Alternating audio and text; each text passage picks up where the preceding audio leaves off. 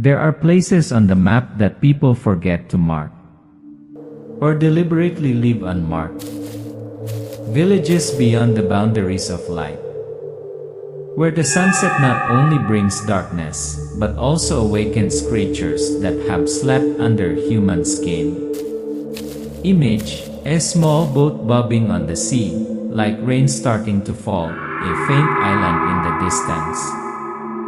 In 1985, a father and his 20-year-old son left their hometown to find a living. No one warned them that the only place they could find was the place of hungry souls. Image: father and son stepping onto the island, silent houses, closed windows, a pair of mysterious eyes peeking from behind torn curtains. There was no greeting, no friendly smile. Just eyes as if measuring the raw meat about to be put into the pot. Flashback: long fingernails picking at the curtain, fresh fish in a bowl stained with blood, a bloody hand holding a bowl of black water. They came to sell fish, but they were the only thing alive in a village that was rotting from the inside. The image pauses on a pair of glowing red eyes in the darkness, then cuts to complete black. This is the story of Emilio and his father. About cursed village. Ye place where there is no escape. Ye place where to survive, you must know how to fight the devil with salt, blood and silence. Mag-amang tindero ng isda ay baryo ng Aswang, Kwentong Aswang, D-radio horror story. Based on true story in Isla Kahilom. Poverty does not only take away rice, it also takes away reason and prudence. Image: parched fields, dilapidated thatched houses. Middle-aged man, Rolando, his face wrinkled ila the wind and the weather. A skinny young man, Emilio, his eyes still shining with hope. 1985 in a small village deep in the countryside of Negros Occidental. A father and son packed up their last capital. They did not run away from debt. They ran away from hunger. Scene changes. They pulled the old wooden cart to the dock, the fish tanks empty. Emilio looks toward the horizon, the sea wind blowing hard through his hair.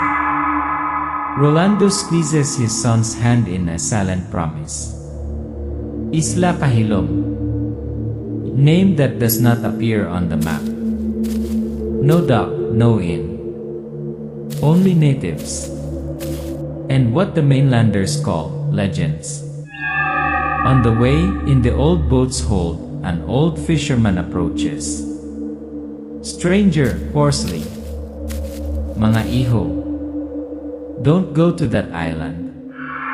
Kahilom is no place for people like you."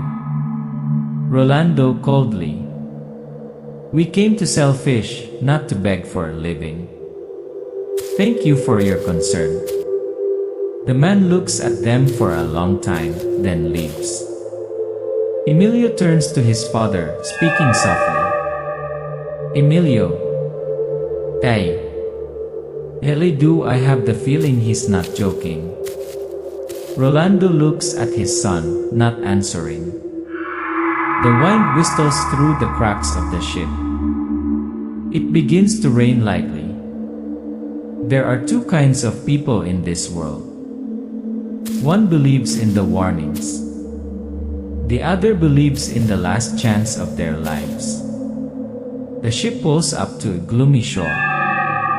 No one greets, no children slaughter, no people playing cards like at other ports. Just a suspicious silence. Emilio whispering, "Tay, Lele, is it so quiet?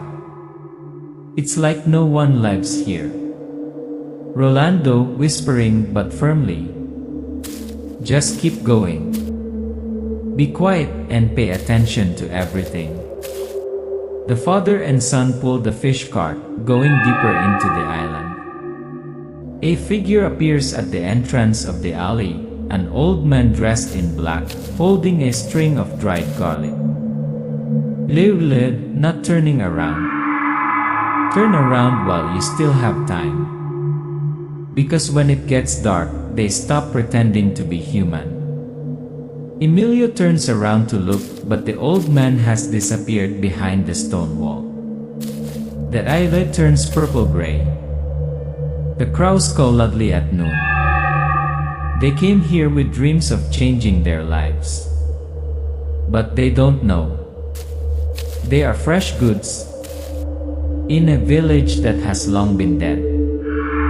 Not every place welcomes a stranger, especially when that stranger comes with beating heart and warm blood. Emilio and Rolando enter dilapidated wooden boarding house, the windows covered with cobwebs, the walls hung with thick, musty curtains. Emilio, holding his nose. Hans, what's that fishy smell? Rolando, uncomfortable. It must be rotten fish. Just wipe it clean. Scene. Emilio pushes the window open, the door screeches as if calling for help.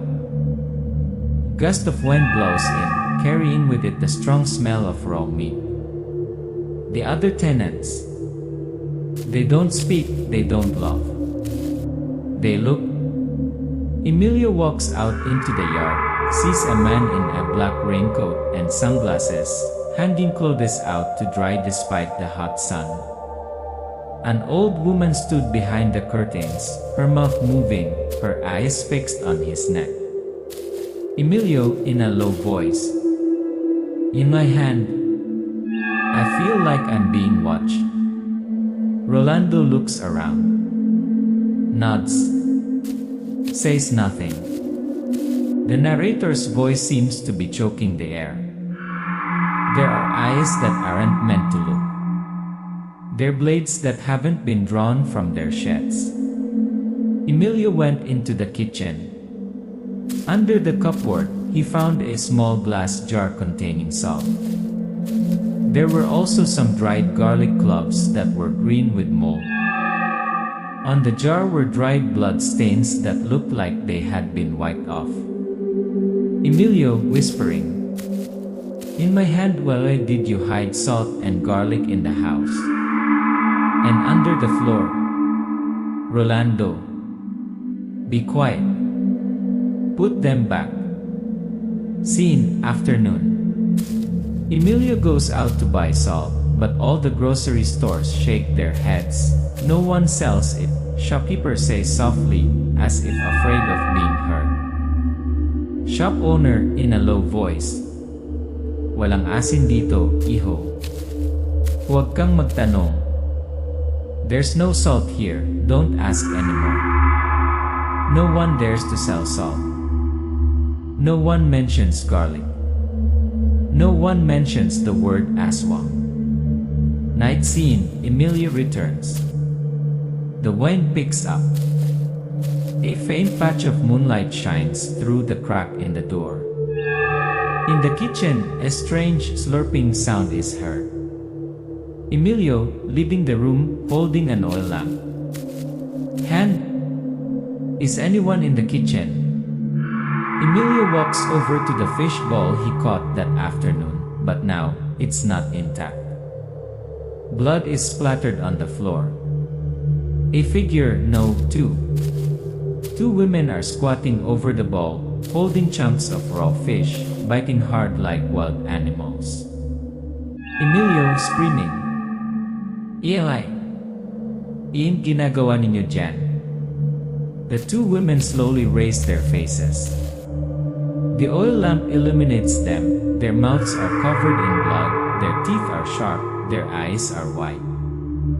One is chewing the tail of a fish. The other has her mouth open, blood running down her ash-colored ivory collar. A second. Silence. Then they roar. Roar. Rea! Rolando rushes out in time. raising a handful of salt and throwing it straight at one of the creature's faces. The fumes rise like acid on flesh. Rolando gasping. "Back off, Emilio. That's not a human." That night, father and son realized the journey to change their lives had become a journey to face death. Emilio huddles in the corner of the room, his eyes trembling. Outside the window, a pair of red eyes stare in, motionless. The wind continues to howl. The oil lamp flickers as if it's about to go out. When you know you're being hunted, every step is a weapon or a fatal mistake. Emilio lay curled up on the mat, eyes wide open, unable to sleep. The sound of claws scratching at the door. A shadow had just passed the window, like a dog twice its size. Rolando clutched sharpened fish knife. The first night after the truth was revealed, they didn't sleep. No one dared to sleep in a village where the windows looked out on a group of laughing nightmares. First climax, the nightly stalking. Emilio quietly jots down a diary entry on the back of an old cement bag, fortnight. The breathing sounds like a bull. The door was scratched 3 times. No opening. No response. The smell stronger. As dawn approaches, they discover strange footprints in the ash behind the house, 4 toes long with a drag mark. Emilio gags. Rolando. They're testing daily weakness. Emilio. Hands. They can shapeshift. Rolando, hissing softly. They're not human. And they don't play Eli human rules. The resistance begins, survival weapons are built. Fast forward, Emilio sharpens his knife, cuts small cloves of garlic, mixes them with salt, and puts them in small cloth bags hanging in the window, their rudimentary survival charms. Rolando heats up pieces of copper from old pots and grinds them into blades. Narrator growls. They turned the kitchen into a weapons workshop. They turned fear into fire. And turned the house into a fortress in the dead forest. Climax, first encounter with something that is no longer human. It is not yet dawn. Emilio hears footsteps running. Opens the door gently. A red-eyed wild boar is eating something. It is chicken's head, no feathers, no skin, only the eyeballs are moving. Emilio trembles. When the animal turns around, its mouth has human teeth. Rolando throws salt in time, the animal hisses, retreats. But then 3 black dogs with red eyes step out of the darkness. Rolando whispers, "Don't scare them. Be quiet. Prepare." Both retreat into the house, lock the door. Emilio pulls out the bronze knife. His hands shake, but his eyes do not blink. Meets an unexpected ally, Mang Gaspar appears. Knock on the door 3 times, slow. Rolando puts his ear to the door. An old voice speaks from outside. Mang Gaspar, deep voice all. "I saw you guys since Monday night. Still not dead. Proves you still have heads." They open the door. An old man with long white hair, wearing a thick cloak, holding a bronze hunting rifle, an amulet around his neck, and a handful of black pickled garlic. He enters, closing the door. "Gaspar. And my name is Gaspar. I have lived here long enough to know which species live at night. They are called Asbo, male, wild. And Harimon, female, cunning, often disguised as women." The narrator's voice is like whisper from an ancient diary. For ordinary people, darkness is what hides fear. For Gaspar, darkness is where he hunts. Plan a counterattack, enter the survivalist phase. Gaspar instructs them how to make a salt trap, soak knives in garlic water, detect Harimon Ila the smell of burnt hair. Emilio gradually changes his mentality, no longer a scared boy, but a man who learns to kill to survive. As dawn approaches, Gaspar draws a circle of chicken blood on the ground and writes the names of the 3 creatures they suspect. The wind howls. The window opens. And from the darkness, a pair of human eyes glow, but they move vertically, not horizontally. They know. They smell it. And tonight they won't just knock. There are battles not fought to win, but to prove that, when pushed to the limit, humans can become what the devil fears most. Revealing mere demons. In the house with the flickering oil lamp, Mang Gaspar takes out a small notebook, covered in old buffalo leather, from his pocket, and opens the pages that have turned blood-stained. Gaspar, in a dry, even voice, "There are 2 kinds of aswang that rule this place. Asbo, male. Large, strong, walks on all 4s. Fears salt and sunlight. Harimon, female. Hides in human form, fears fire and copper. Rolando, silent. So I am living in a nest of demons." Emilio, gritting his teeth, then burned the whole nest. When fear reaches its peak, it turns into anger. And when anger is sharpened with steel, garlic, and hatred, it becomes a spear, planning a counterattack. The 3 men make a map of the village using wood ash on the ground. Gaspar marks 4 houses that smell of raw meat. Emilio confirms that he saw shadowy figure entering and exiting at Tatlo. Rolando prepares salt traps to place at every turn. Gaspar, "Tonight I will not hide. Tonight I will hunt." They split the task. Emilio and Rolando create diversion. Gaspar goes straight for the mother's nest, the house where the women's screams were heard. Emilio is given Gaspar's old bronze knife. "It's killed 3 already," he says. Ye Oler begins. Tatlulal, the hour when souls leave their bodies. It's also the time when human blood smells the best to demons. Emilio lures an asbo with a mock-cock call. When it appears, as big as a buffalo, with cracked skin, teeth as sharp as spikes, he throws a handful of garlic salt in its face. It roars, backs away, but the Harimon comes from behind. Rolando from afar. Emilio! Down! He rushes forward, uses his knife to cut the Harimon's neck, but is slapped in the shoulder, blood spurting. Emilio helps his father up, screaming in despair. "Need you, father's sacrifice?" Rolando gasps, his face pale. Emilio tries to pull his father out of the way, but a pack of asbo and Harimon has blocked the way. Gaspar, far away, is surrounded by 2 others, unable to come to his aid. Rolando, holding his son's hand. "Emilio, run. I'll hold them off. Remember, don't let the last man to leave this island be one of them." Emilio screams, but Rolando pushes him back, then jumps up, grabs 2 knives and rushes into the monsters. Blood sprays into the air. Roars, knives whistling.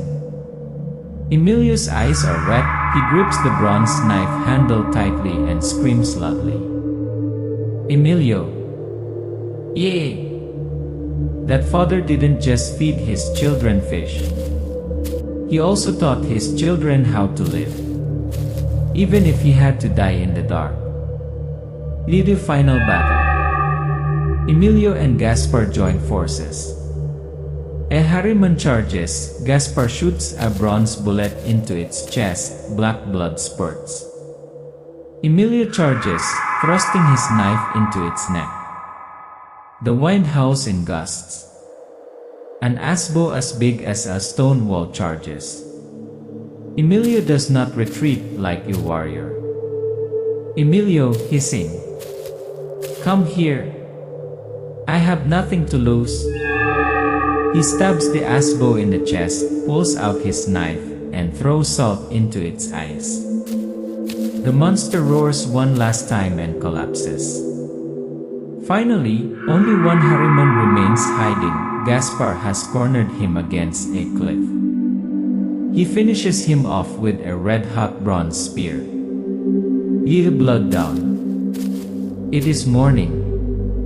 Emilio kneels beside his father's body. Gaspar silently burns the monster's body, the ashes flying across the village forest. The real people, once controlled Isla de Aswang, begin to come out of their houses. No warrior goes out in cowardice.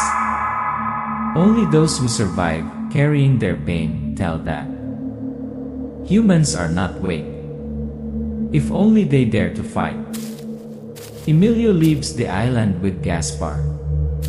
In his pocket is the old bronze knife and the salt shaker his father once held.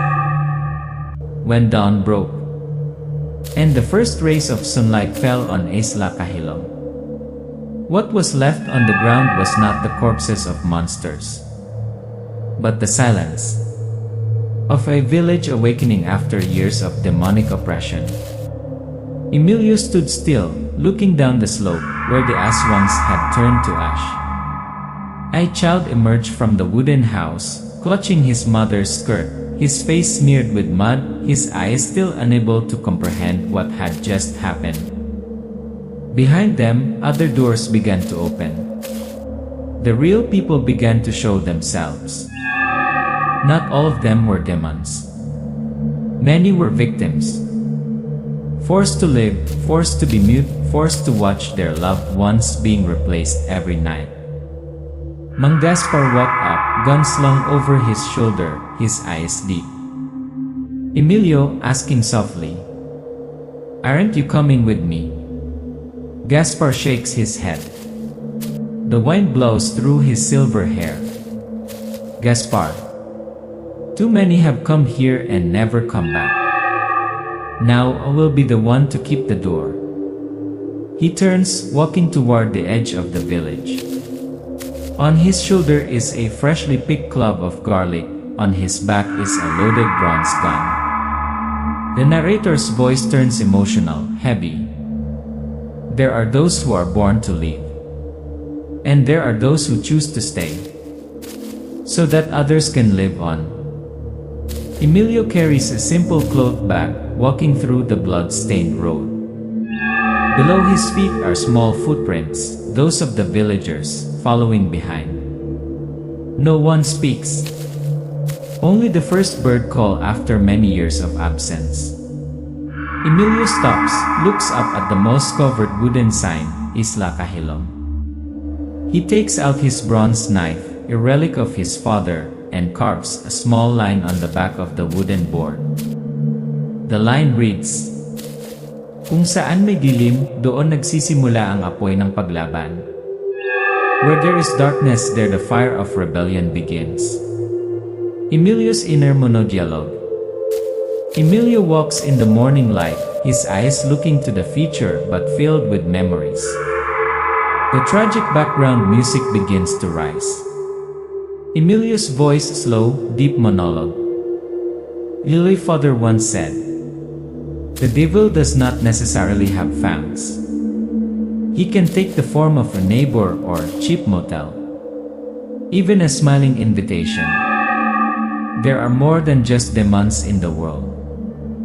Sometimes, the most dangerous places are the places where we think we are safest. And when the darkness returns, there will be someone, like Uncle Gaspar, standing there, keeping the light from being swallowed up again. Emilio steps onto the wooden boat. The wind blows gently. On the shore, Mang Gaspar stands still, his eyes following, his hand clutching the bronze amulet. The screen fades to black. The music ends with the sound of wind and distant crows. Final word title appears slowly. Mag-amang tindero ng isda ay baryo ng Aswang. A true story. A deep scar of memory. And a warning to those who think devils only live in legends.